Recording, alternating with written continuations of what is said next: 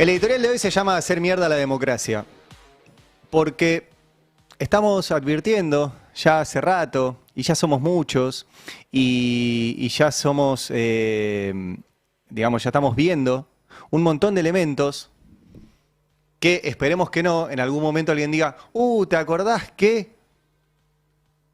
Y que hay que advertirlos ahora, y que hay que ponerles un freno ahora, y que hay que hacerlo, porque si no, en algún momento va a ser demasiado tarde.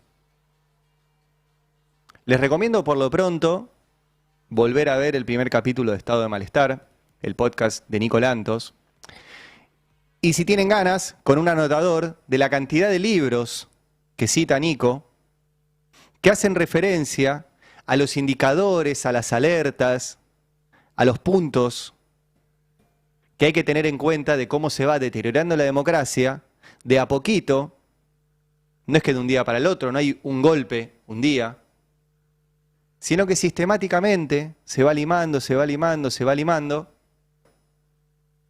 y vas naturalizando la transición hacia sistemas autoritarios, sistemas autocráticos, fascismos.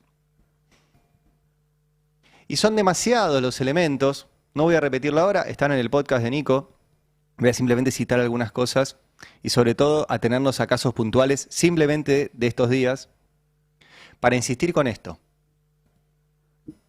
Están haciendo mierda a la democracia. En estos días Milei subió al escenario a un personaje que se llama Axel Kaiser. Hoy no me voy a detener, estuve investigando bastante sobre este personaje, lo voy a desarrollar en los próximos días. Pero este personaje que dice que los que pensamos distinto tenemos un virus y que ese virus nos transforma en parásitos mentales y que repite sistemáticamente el discurso nazi de que los que pensamos distinto somos los que impedimos que el país salga adelante. Somos el virus, la bacteria, el parásito del país. Y por ende, ese virus, bacteria o parásito hay que eliminarlo. Ese era el discurso que tenía Hitler, que creía que él era el médico de Alemania, que había descubierto ese virus, bacteria, parásito alemán, que eran los judíos, y que había que eliminarlo.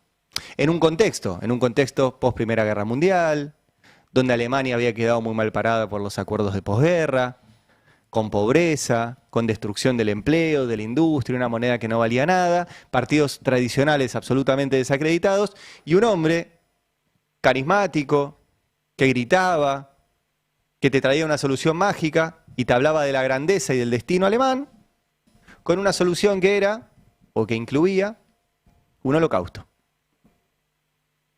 Bueno, son demasiado parecidos.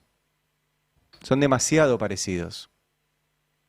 Y este chico, Axel Kaiser, digo chico porque es un joven, que es subdirector académico de la Fundación Faro, esta fundación liderada por Agustín Laje y financiada por los grandes empresarios del país que van y le ponen 20.000, 25.000 dólares para simular que lo escuchan. Bueno, dijo esto hace un par de días nada más en la televisión argentina. Estamos en una lucha y la verdad, y esto cuesta admitirlo, duele decirlo, pero aquí no somos sociedades de amigos, somos sociedades de enemigos. Y el minuto en que los otros tienen el poder suficiente para aplastarnos, enviarnos al campo de concentración y liquidarnos físicamente, lo van a hacer, como lo han hecho en todos los lados donde han logrado tener ese poder. Nosotros nos salvamos por poco en Chile con el proceso constituyente, y eso es Chile, del año, hace un par de años atrás, que lo rechazamos. Si hubieran pasado esa constitución, yo me habría tenido Piñera en el poder. No, exactamente. Que se votó cuando Boric ya había asumido, ¿cierto? Pero ellos querían armar una dictadura izquierda en Chile. Y estaban en los artículos de la Constitución, ¿no? Intervenir las Fuerzas Armadas y todo eso. Y ese es el problema que tenemos. Si nosotros no somos categóricos defendiendo la libertad, no hay que ser tan ingenuos como para pensar que ellos, si tienen la oportunidad, no la van a destruir completamente. Dice que no somos sociedades de amigos, somos sociedades de enemigos. De enemigos.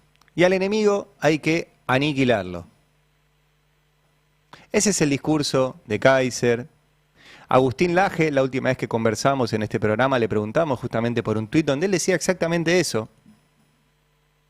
Que los que pensamos distinto no podemos convivir Por ende, si no se puede convivir, hay que eliminarlos.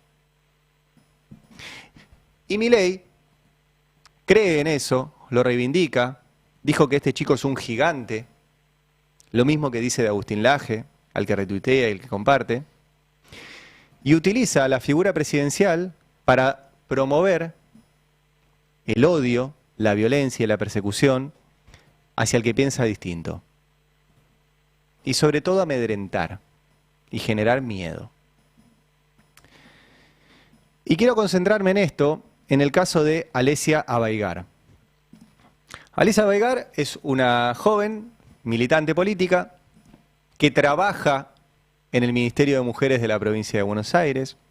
No es una funcionaria política, no es parte del equipo de Axel Kicillof, simplemente tiene un trabajo ahí, en el Ministerio de Mujeres. Que tuvo la pésima idea, y no reivindicable bajo ningún aspecto, de ir a la casa de un diputado que se llama José Luis Espert, tirar caca, tirar mierda ahí en la vereda y poner un pasacalle diciéndole a Espert que, que no jodiera con Cristina. ¿Sí? Pusieron acá vive la mierda de Espert y Espert sos una mierda, con Cristina no se jode. Repito, no lo hagan, no es por ahí, es absolutamente contraproducente, le permite a los violentos como Espert, ahora lo vamos a escuchar, Espert, victimizarse. No lo hagan, no es una buena idea, a la militancia. No es la forma de, si quieren defender a Cristina, defenderla, y menos que menos si quieren defender la democracia, defenderla. No es por ahí. Dicho esto, esta chica, ¿sí? Alesia Abaigar, está presa. Está presa hace muchos días. La tuvieron primero 36 horas incomunicada y ahora la llevaron al penal de Ezeiza rechazándole la excarcelación. La jueza es Sandra Arroyo Salgado.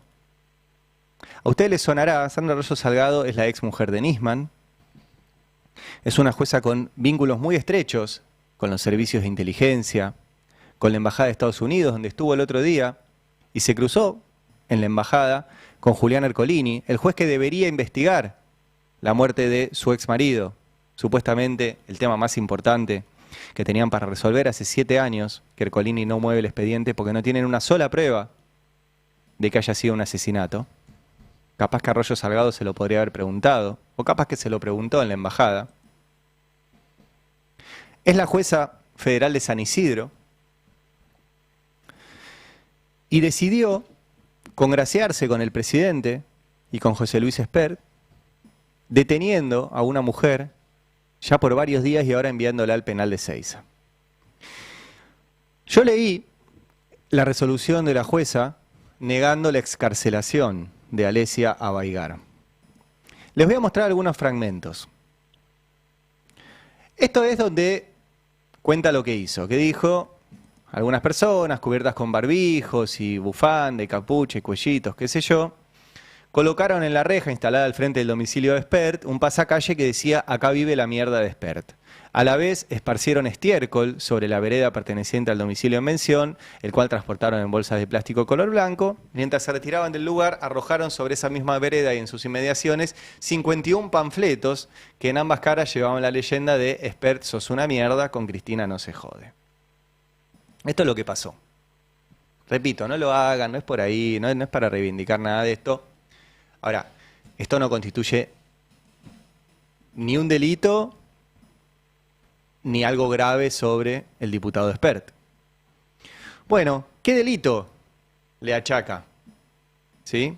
Dice, es una agrupación de personas que tendría por objeto alarmar y o amedrentar al diputado nacional José Luis Espert y su grupo familiar conviviente con el fin de imponer sus ideas o combatir las ajenas por la fuerza y el temor, a la par de condicionar la actuación funcional y actividad política del mentado diputado nacional, alentando o incitando con ello a su persecución y odio a causa de sus ideas políticas.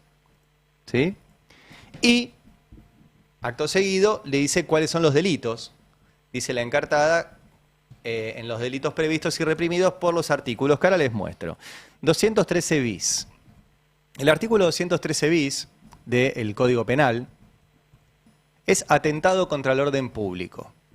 Tiene de 3 a 8 años de prisión al que organizar o tomare parte en agrupaciones permanentes o transitorias que, sin estar convenidas en el artículo 210, tuvieran como objetivo principal o accesorio imponer sus ideas o combatir las ajenas por la fuerza o el temor por el solo hecho de ser miembro de una organización. De 3 a 8 años de prisión. Atentado contra el orden público. El otro delito, que es el 149, dice, será reprimido, es el segundo párrafo, de 2 a 4 años, el que hiciere uso de amenazas con el propósito de obligar a otro a hacer, no hacer o tolerar contra su voluntad, y le agrega al 149 ter, que dice que son de 3 a 6 años, o sea, agrava la pena si se emplearen armas o si las amenazas fueran anónimas, o de 5 a 10 años en otros casos. Y le agrega también el artículo 3 de una ley que dice también que serán reprimidos quienes alentaren o incitaren a la persecución o el odio contra una persona o grupos de personas a causa de su raza, religión, nacionalidad o ideas políticas. No hay que ser muy avesado para ver que si esto efectivamente es así, el que tiene que estar en cana es Milei. Porque si hay alguien que atenta contra el orden público, que amenaza, que ataca, que incita al odio y a la violencia contra los que piensan distinto, es el presidente. O es el propio Spert. Ahora les voy a mostrar algunos archivos de Spert. Pero, frente a todo esto, aún si cometió todos estos delitos, ¿por qué está presa? Bueno, la jueza Arroyo Salgado dice que está presa porque podría atentar contra la producción de pruebas. Ustedes saben que para disponer la prisión hay dos requisitos. Uno, que se pueda fugar, y otro, que pueda entorpecer la investigación. La jueza dice que, como es funcionaria de la provincia de Buenos Aires, puede entorpecer la investigación. Bueno, en ese caso, Milei es presidente. Por ende, cualquier investigación que lo involucre, él la puede entorpecer, por ende debería estar en cana. No es un argumento suficiente este. No tiene ningún recurso ella, como funcionaria del Ministerio de Mujeres, para entorpecer una investigación judicial. Y dice además, sigamos leyendo el documento, dice Alesia Abaigar, que prima facie encuadran las figuras de atentado contra el orden público, en concurso ideal, con amenazas agravadas, incitación a la persecución o al odio, etc. Dice, en principio, se podría conceder su excarcelación, pues el mínimo contemplado no superaría los 3 años de prisión. ¿Sí? Pero lo cierto es que pondero que hay elementos suficientes para presumir fundadamente que en caso de recuperar la libertad, Alesia Abaigar podría eludir la acción de la justicia y a la vez podría entorpecer la investigación. ¿Cómo? Si está todo grabado, si ya los encontraron, si ya saben quiénes son. Y sigue fundamentando y dice, valoro que al día de la fecha, ¿sí?, en el estado embrionario que se encuentra la investigación, que Abaigar, el caso de que obtenga la libertad, podría colaborar con los autores o partícipes de aquellos hechos o sustraerse de la acción de la justicia y entorpecer de ese modo la pesquisa actualmente. ¿Qué es lo que está diciendo? Que como ella no actuó sola, podría complotarse con el resto de los que participaron de esto y obstruir la investigación. Vamos a aclarar algo. Esto podría tomarse en el caso de una banda narco o una organización terrorista que efectivamente tiene recursos, dinero, experiencia y posibilidad de, si está en libertad, entorpecer una investigación porque forma parte de una organización criminal. Acá estamos hablando de una chica que cometió una torpeza junto con otros de ir a hacer algo que no hay que hacer, que es tirarle caca a la casa de un diputado nacional. No tiene ninguna posibilidad de entorpecer ninguna investigación. Primero, porque no hay ningún delito grave. Segundo, porque ya saben quiénes son. Y tercero, porque no tiene ni recursos, ni organización, ni logística, ni experiencia para entorpecer nada. Entonces la pregunta es ¿por qué está presa? Y está presa por una jueza que quiere congraciarse con un presidente, a pesar de que, según dice el informe médico, esta chica tiene una enfermedad grave pulmonar. Y según sabe la jueza, el médico que la atendió dice que si está en una cárcel, sufre riesgo de vida. Y la jueza Arroyo Salgado decidió tener a alguien con riesgo de vida en una cárcel que no cometió ningún delito grave, simplemente para congraciarse con el gobierno de turno. Y la acusan de amenazas, de que puede, como les leí recién, torcer la voluntad del diputado Espert, que con su actitud puede amedrentarlo. Y la verdad que la jueza sabe, y el que haya leído un poquito sabe, que en el caso de amenazas, para que sea realmente un delito, tiene que haber alguna posibilidad de que esa amenaza sea efectiva, tiene que ser creíble, tiene que ser seria, tiene que tener posibilidad de realización.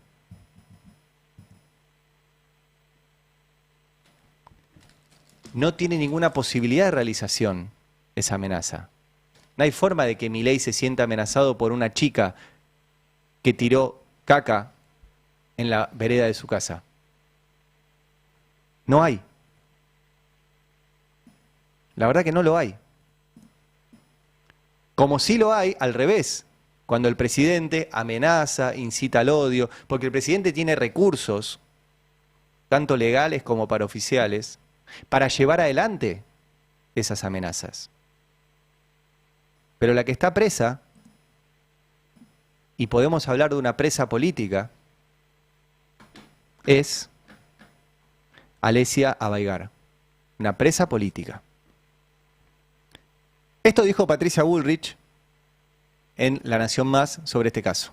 Que yo me acuerdo, es la además, consigna, a donde vayan los iremos a buscar. Yo me acuerdo, que es una consigna violenta. yo me acuerdo que una vez, que fue algo que no cayó bien, cuando Kicillof volvía de Uruguay. De Buquebús, yo me acuerdo perfectamente. Nosotros repudiamos. Volvía con sus hijos chiquitos. El escrache que le hicieron porque estaba desesperado. Claro, y con sus hijos chiquitos. Y él dijo, con la familia no. No. Entonces Kicillof, con la familia en las casas particulares no. Entonces esa funcionaria la tenés que echar mañana. Cuando salga, la tenés que echar, porque eso es lo que tenés que hacer, porque con la familia no, cuando es la tuya, cuando es la de Spurs, con la familia sí. No puede ser, no hay doble vara, no puede haber más doble vara en el país. Y esto me parece que es el gran aporte que hace el presidente Milei, ¿no? Él con la justicia no se mete, deja que la justicia actúe y nosotros tenemos una instrucción clara, no permitir ningún tipo de impunidad a nadie. No permitir ningún tipo de impunidad a nadie, dice Patricia Bullrich, que es la tercera vez que participa de un gobierno. Del primero que participó, asesinaron a 40 personas. Del segundo que participó, todavía tiene que explicar la muerte de Santiago Maldonado y Rafael Nahuel. Y ahora reprime y reprime y reprime y de casualidad no tiene un muerto. Todavía está tratando de explicar por qué Pablo Grillo se salvó de casualidad después de recibir un granadazo en la cabeza. Y José Luis Espert, obviamente, también estuvo en La Nación Más y aprovechó para hablar de este tema. Vos como querellante, pediste que no liberen, que siguiera detenida a la funcionaria de nombre Alexia. Sí, sí, así es. El fiscal también lo pidió, ¿no?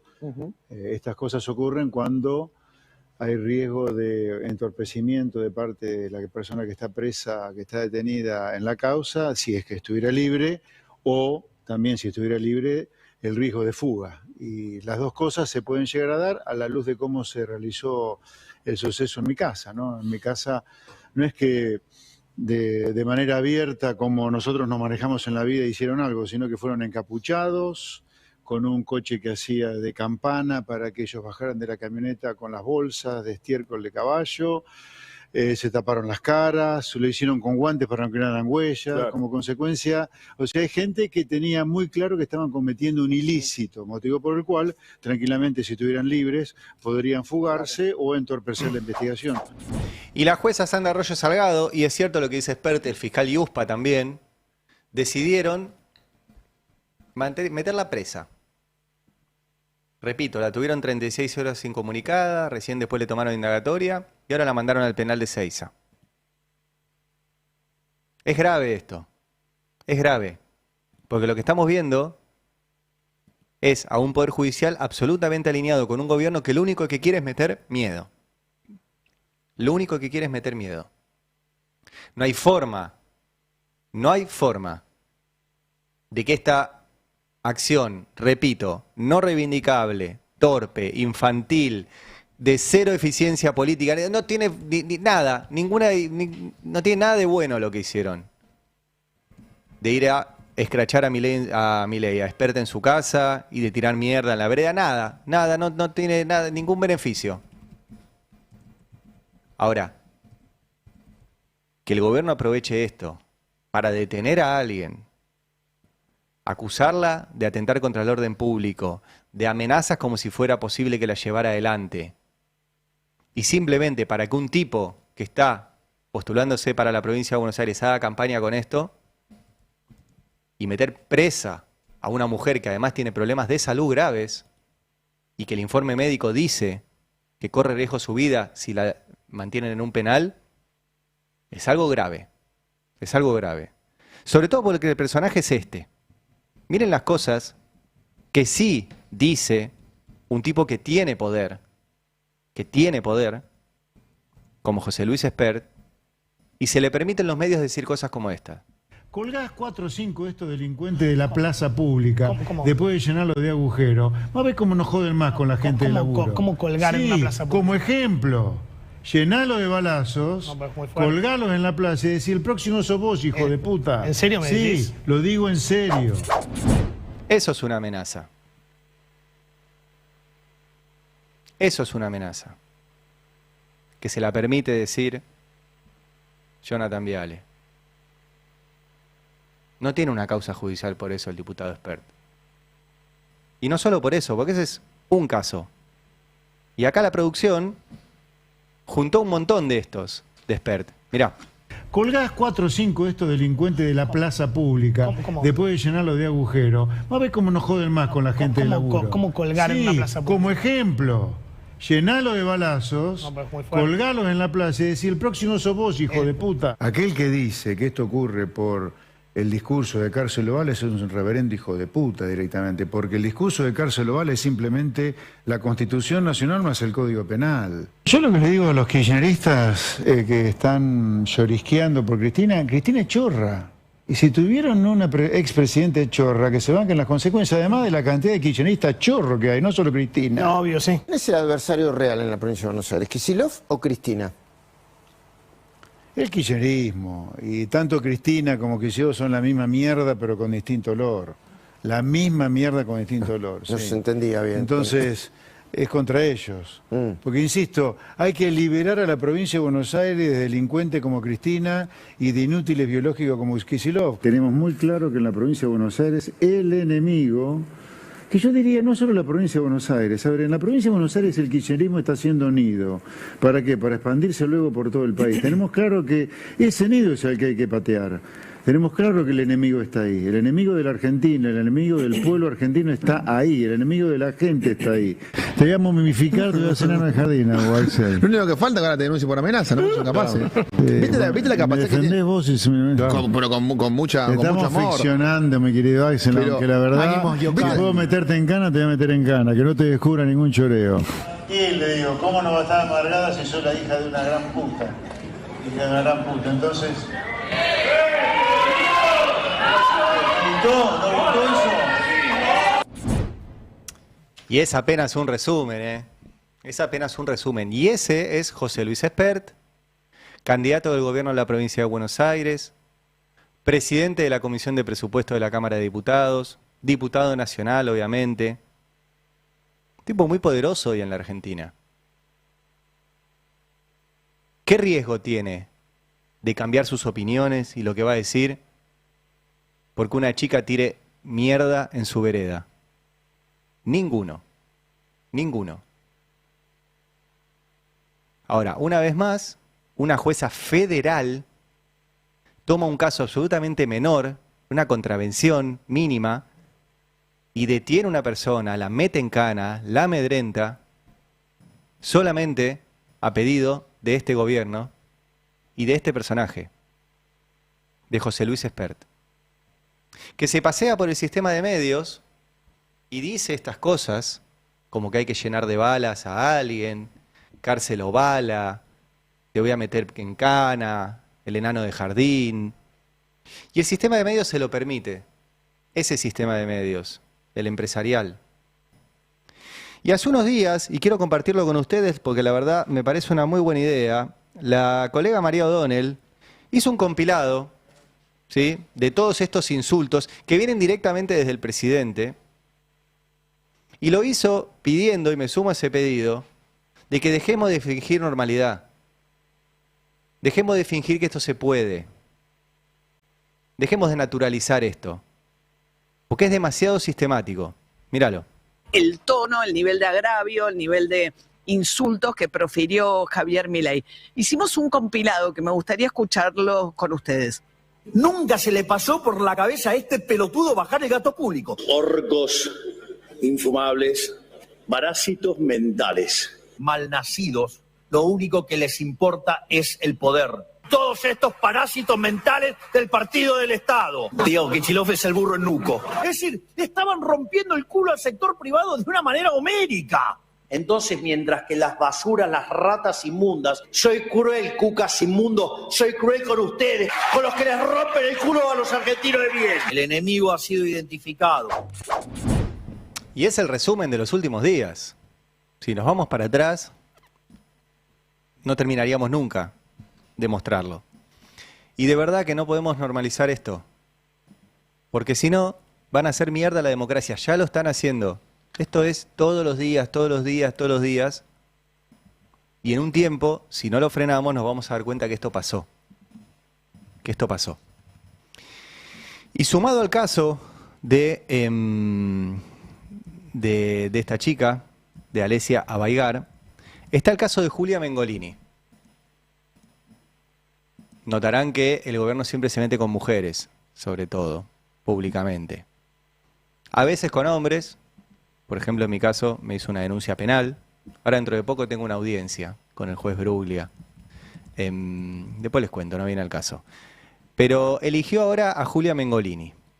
Julia Mengolini es una enorme colega, una de las personas que después de la experiencia de los años del kirchnerismo, en vez de decir, bueno, me voy a llorar a mi casa, se puso el overol, fundó un medio, salió a buscar cómo financiarlo y hacerlo sostenible, estoy hablando de Futurock, contrató a un montón de gente, generó laburo, armó un proyecto cultural, tienen una editorial, tienen un bar, tienen una radio espectacular, con una programación buenísima, sostenida por sus oyentes. Y desde un lugar, además, siempre claro y siempre reivindicando lo que piensan, y que es atacada por eso. Por eso. Porque encarna la posibilidad de que una mujer conduzca un proyecto audiovisual, lo lleve adelante, lo sostenga y además no les tenga miedo. Porque si hay algo que tiene Julia Mengolini es que es valiente y se banca todas estas discusiones. No es fácil bancarse esto. No es fácil. No es la primera vez que la atacan. Yo lo he charlado muchas veces con ella. Ella está ya curtida, pero no normalizando esta situación. Pero esta vez se están pasando ya muy de la raya. Muy de la raya.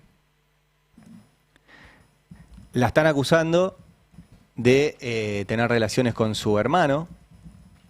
Todo a partir de que es una de las acusaciones o de las cosas que circulan sobre el presidente, tema del cual no voy a hablar. Porque no corresponde, porque hay demasiadas cosas para decir de este gobierno, en materia económica, en materia de eliminación de derechos, en materia de desindustrialización, en materia represiva, como para hablar de la situación personal del presidente. Ahora, a Julia Mengolini le están ahora haciendo violencia de Estado. El presidente de la Argentina, siendo presidente, utiliza todo el Estado para perseguir, para alentar el odio, para estigmatizar a una periodista, en este caso Julia Mengolini, y lo hace abiertamente. Vamos a escucharlo ayer, que fue a Neura, otro de los lugares donde normalizan sistemáticamente esto. Alejandro Fantino es el eterno normalizador de la violencia, normalizador de la represión, normalizador de la persecución. Lo hizo con Macri y ahora lo hace con Milei.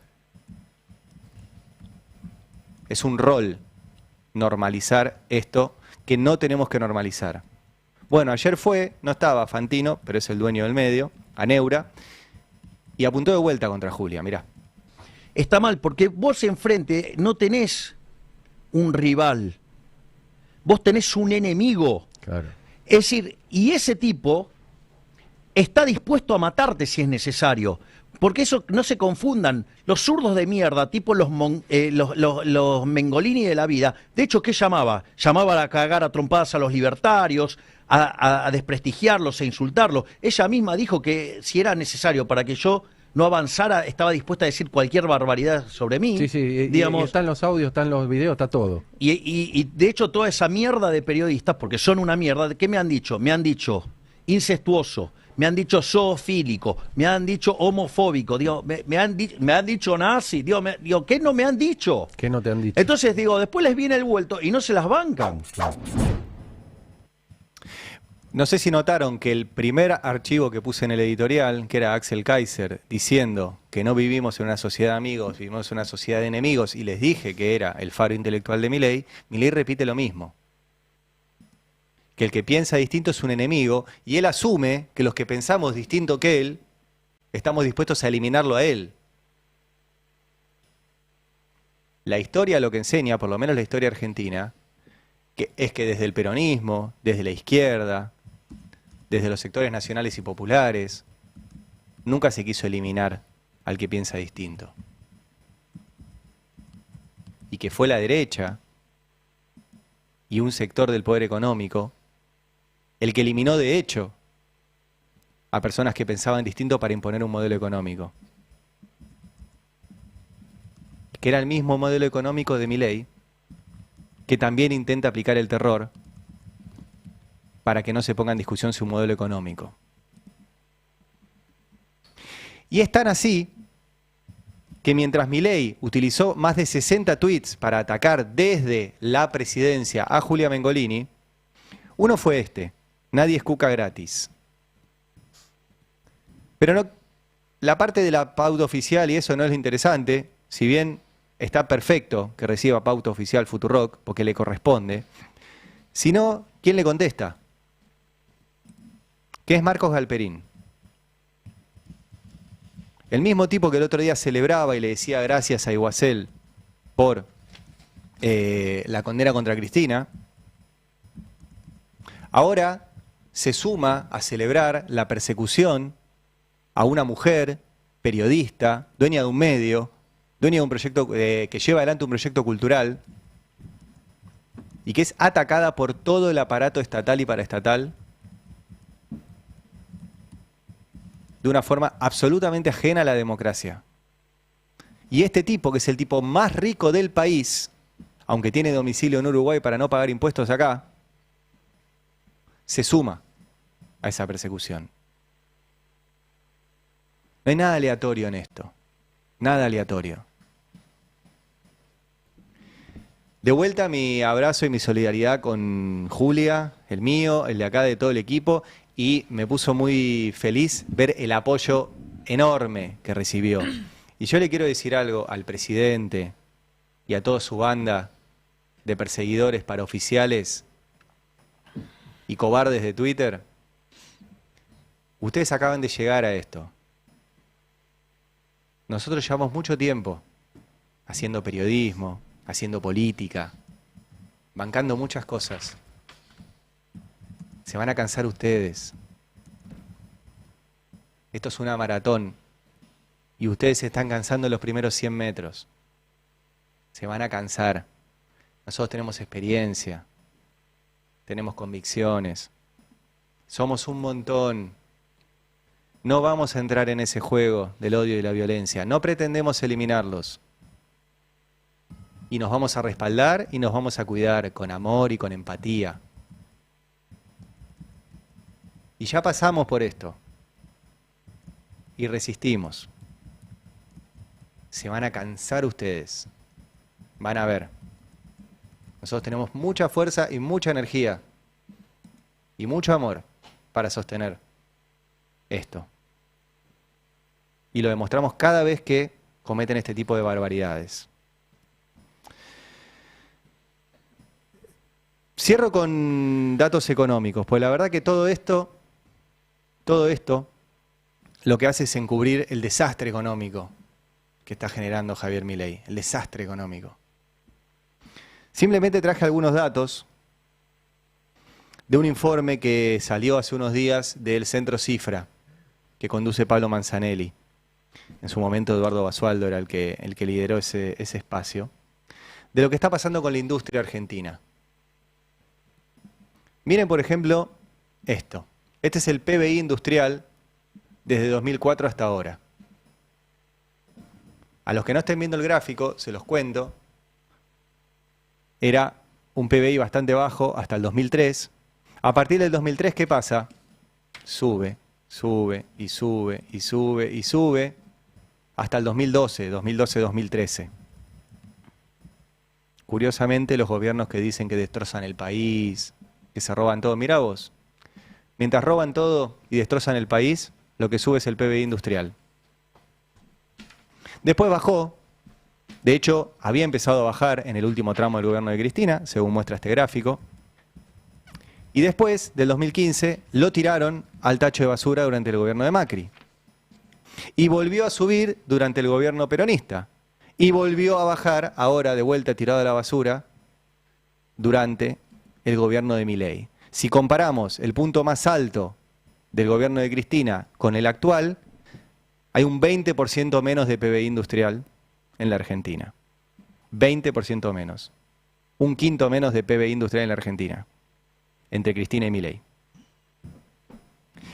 Hay otro gráfico de este informe, que es la tasa anual acumulativa de las oleadas de desindustrialización. Simplemente para que vean la magnitud del derrumbe de Milei.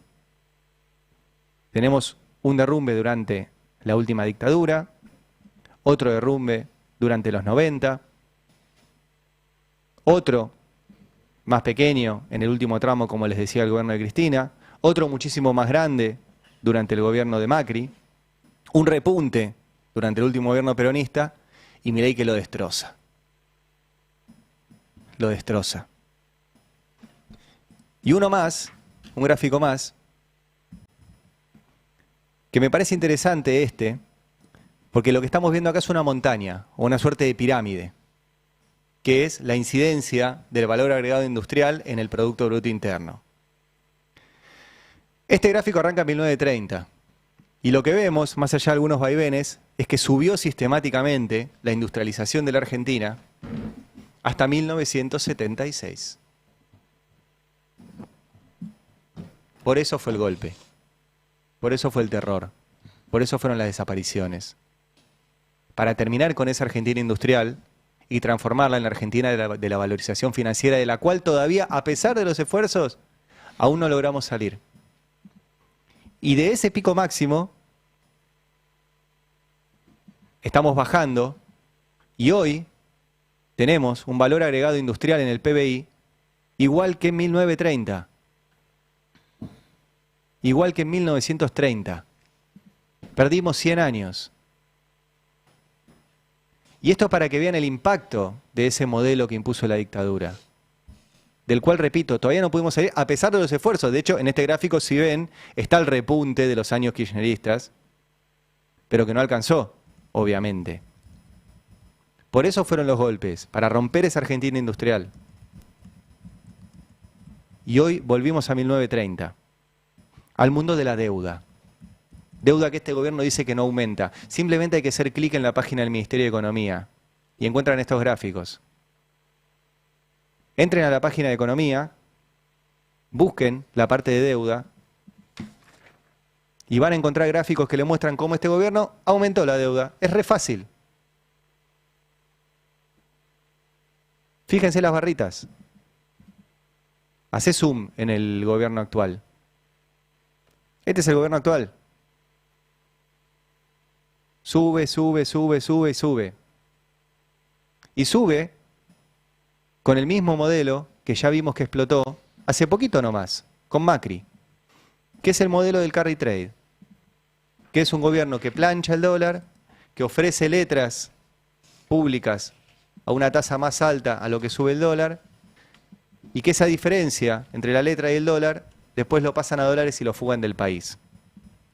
Y cierro con esto, que es un tuit de hace unas horas de Sebastián Soler, que les recomiendo que lo sigan. Sebastián Soler fue uno de los abogados que trabajó fuerte con el tema fondos buitre durante el gobierno de Cristina. Después, en el último gobierno fue subprocurador del Tesoro y fue el que se encargó de los juicios que tiene la Argentina en el exterior y de defender al país, uno de los abogados más importantes que tiene la Argentina en temas internacionales. Y que tuiteó ahora esto, que es, primer acto, 22 de abril de este año, JP Morgan recomienda comprar bonos argentinos. Segundo acto, 12 de junio, el Banco Central deroga el requisito para retener esos bonos 180 días. Tercer acto, 29 de junio, 15 días después, JP Morgan recomienda vender los bonos argentinos. ¿Qué es lo que pasó en las últimas horas? JP Morgan emitió un informe que dice, vendan los bonos argentinos. ¿Cómo se llama la obra? Bueno, le podríamos decir puerta 12, porque esto es lo que vimos durante el macrismo. El JP Morgan en un momento en el macrismo dijo, nos vamos de esta chantada, y le reventó. Y le reventó. Entonces, mientras Milei encarcela gente, persigue periodistas, ataca, insulta, putea, está destrozando la industria del país como hicieron las dictaduras, y está endeudando el país como hicieron las dictaduras, y encima están empezando a avisarle, no, su oposición, los que hacen guita con esto, que ya se quieren ir porque no da para más.